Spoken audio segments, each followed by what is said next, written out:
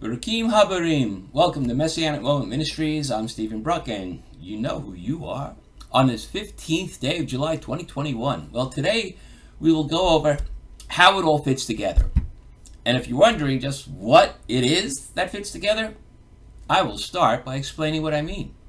And we start out with God, which I think is a pretty good starting place. When God created everything, He knew exactly what He was doing. He created human beings with free will and allowed iniquity within our personality so that we could choose to worship Him. After all, if He never gave us the opportunity to refuse His instructions, well, then worshiping Him would kind of be an empty and unmotivated act, not much more than simply reacting to a stimulus.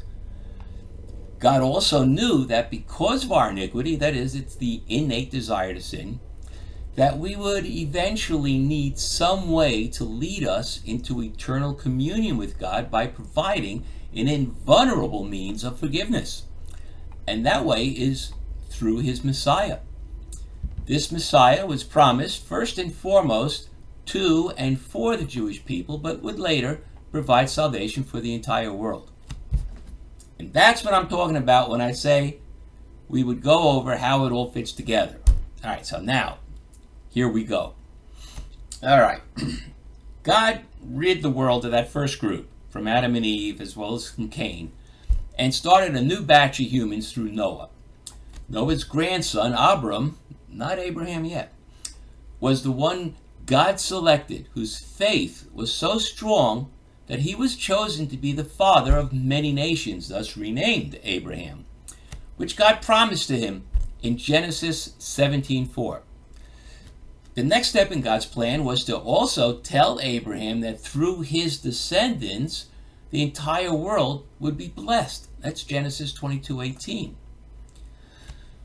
Well, the next step comes hundreds of years down the road when God told Moses that the nation of Israel, now freed from Egypt and on their way to the promised land, will be his nation of priests to the world. That's Exodus 19:6.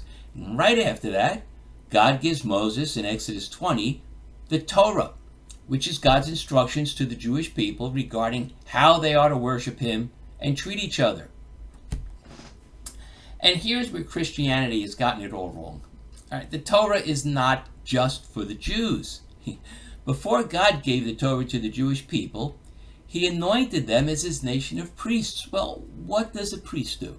The priest is the intercessor between God and the people. By serving God, he teaches the people about God, which includes the proper way to worship Him and how they should live their lives according to God's way.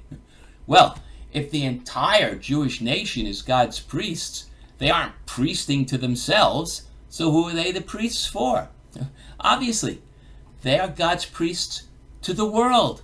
And since the Torah is the worshippers' user manual, which God gave to the Jews as His priests to teach the nations, in other words, Gentiles, that proves the Torah must be for everyone. And the last part of this puzzle is Deuteronomy 28, one of the last chapters in the Torah, containing God's promises of blessings for obedience to the way we are to worship Him and treat each other that He instructed us to do. Where?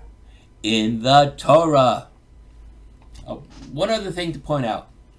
God chose Abraham not just because he was faithful, but because he was also obedient. Yes, obedience was an integral part of Abraham's righteousness, and God told that to Isaac in Genesis 26:5. God's promised blessings to those who obey Him, and the blessings are to come through Abraham's seed, the Jewish people. And God gave them His instructions, the Torah, to learn how to receive those blessings. After learning the Torah as God's priests to the world, the Jewish people would now teach the rest of the world how to receive those blessings. The greatest blessing of all to come from the Jewish people is, of course, the Messiah. He makes it possible for us all to receive forgiveness which became impossible in accordance to the Torah when the temple in Jerusalem was destroyed. Yeshua the Messiah made forgiveness possible because he replaced the need to bring an animal to the temple, which was always part of God's plan. All right, one more time for those in the back row who may not have heard it all. God chose Abraham to be the father of a nation that would bring God's promised blessings to the entire world through their teaching as priests of God, the instructions God gave in the Torah, which tell us how to receive those blessings, the greatest blessing of all being the Messiah. That's it. Pretty simple when you know how all the pieces fit together, isn't it?